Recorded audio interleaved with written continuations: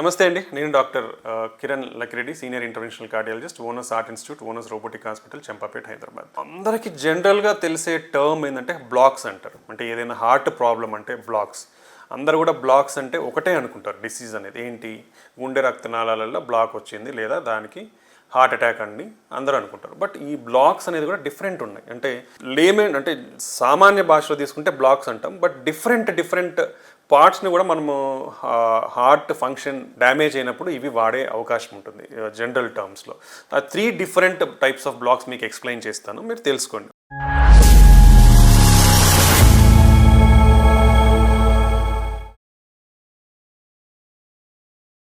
ఈ గుండె యొక్క రక్తనాళాలలో కంప్లీట్గా రక్తం గడ్డగట్టి బ్లడ్ ఫ్లో అనేది ఆగిపోతే దాన్ని blood vessel black, coronary artery blocks అంటాం అనమాట.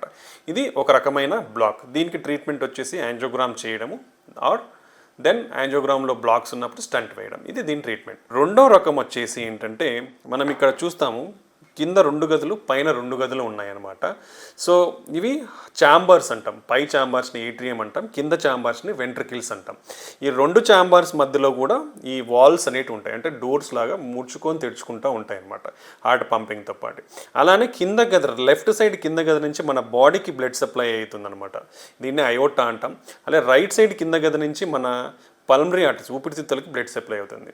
సో ఈ కింద గదుల నుంచి మేజర్ బ్లడ్ వెజల్స్ మధ్యలో కూడా 2 వాల్స్ అనేది ఉంటాయి అన్నమాట. ఇక్కడ చూడొచ్చు మీరు, ఇక్కడ ఒకటి చూడొచ్చు.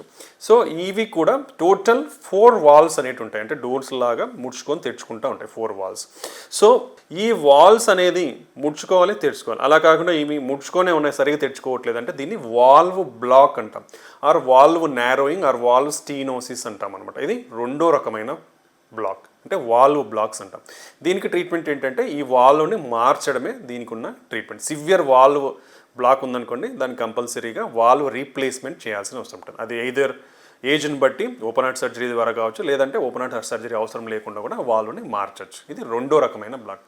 దెన్ మూడో రకమైనది ఏంటంటే మన బాడీలో ఇక్కడ ఎల్లో లైన్స్ ఇది చూస్తున్నారు, ఎలక్ట్రికల్ కండక్షన్ సిస్టమ్ అనేది ఉంటుంది అనమాట. ఇక్కడ ఈ రైట్ సైడ్ అప్పర్ ఛాంబర్లో ఒక మెయిన్ స్విచ్ ఉంటుంది.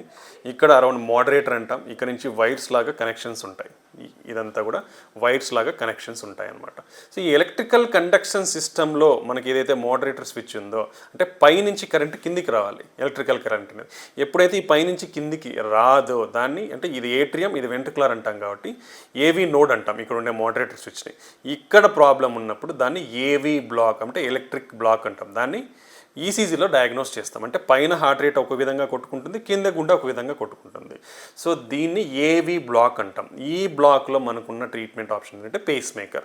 సో ఇదండి 3 టైప్స్ ఆఫ్ బ్లాక్స్. ఒకటి కొరనరీ ఆర్టరీ బ్లాక్స్, దానికి స్టంటింగ్ అనేది చేయించుకోవాల్సిన అవసరం ఉంటుంది. రెండోది వాల్వ్ బ్లాక్స్, దానికి వాల్వ్ రిప్లేస్మెంట్, వాల్వ్స్ మార్చుకోవాల్సిన అవసరం ఉంటుంది. మూడోది ఎలక్ట్రికల్ కండక్షన్ సిస్టమ్, ఏవీ బ్లాక్ అంటాం, దానికి పేస్ మేకర్ అనేది ట్రీట్మెంట్. ఇవి 3 రకాల మన హార్ట్లో వచ్చే బ్లాక్స్, అంటే సామాన్య భాషలో మాట్లాడుకునేది. బట్ 3టికి కాజెస్ డిఫరెంట్, అంటే 3టికి ఎలా వచ్చేది డిఫరెంట్ ఉంటుంది, దాని ట్రీట్మెంట్స్ అనేది కూడా డిఫరెంట్ ఉంటాయి. సో ఇవన్నీ కూడా తెలుసుకుంటే ఏ రకమైన మీకు గుండె ప్రాబ్లం ఉంది, దానికి ఎటువంటి ట్రీట్మెంట్ మీరు తీసుకుంటున్నారనేది కూడా మీకు అర్థమవుతుంది. థ్యాంక్ యూ అండి. మీకు ఏదైనా సందేహాలు ఉంటే ఓనర్స్ హార్ట్ ఇన్స్టిట్యూట్ని సంప్రదించవచ్చు. Thank you very much.